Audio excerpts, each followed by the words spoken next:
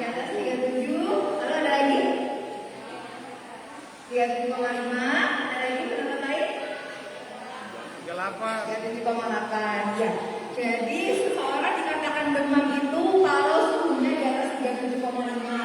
Karena suhu normal manusia itu 36,5 sampai dengan 37,5. Jadi kalau di atas 37,5 baru bisa dikatakan demam.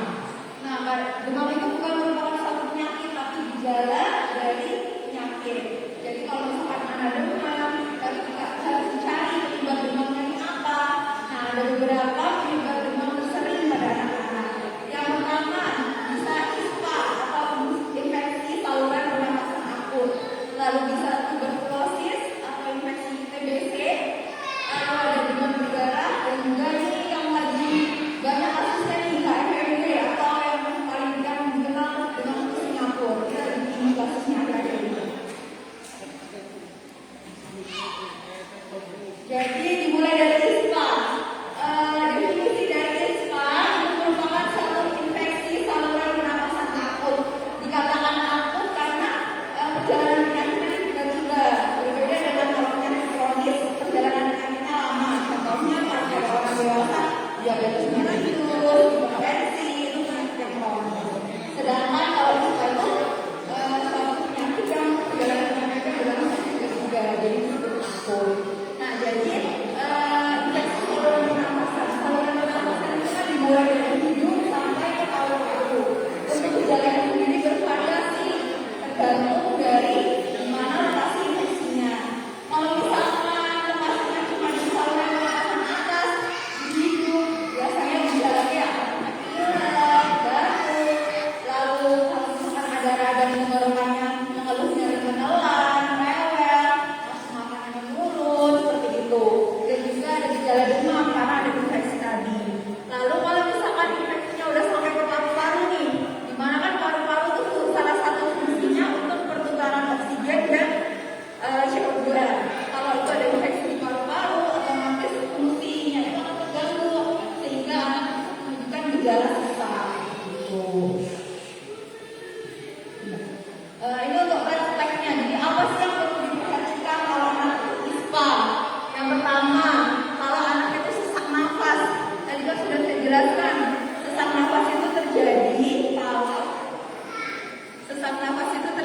kalau infeksinya udah di paru-paru sehingga kebutuhan oksigen di dalam tubuh akan terganggu. Makanya anaknya muncul sesak tuh. Nah, untuk mengenali anaknya sesak atau enggak, bapak itu bisa memperhatikan. Pertama, nafasnya cepat. Nafasnya tidak seperti orang pada umumnya. Jadi kalau sesak, nafasnya lebih cepat daripada biasanya. Lalu nafas kuping hidung. Kalau manusia tidak sesak, pada normalnya ketika bernafas, hidungnya kan tidak kembang kempis. Kalau anak-anak sesak, biasanya hidungnya bakal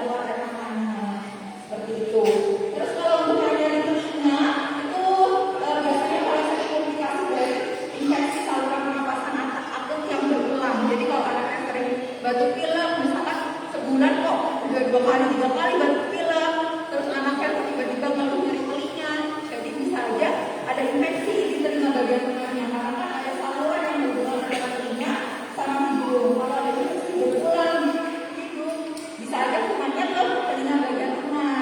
Nah biasanya anak-anak pasti mengeluh nyeri telinga yang hebat.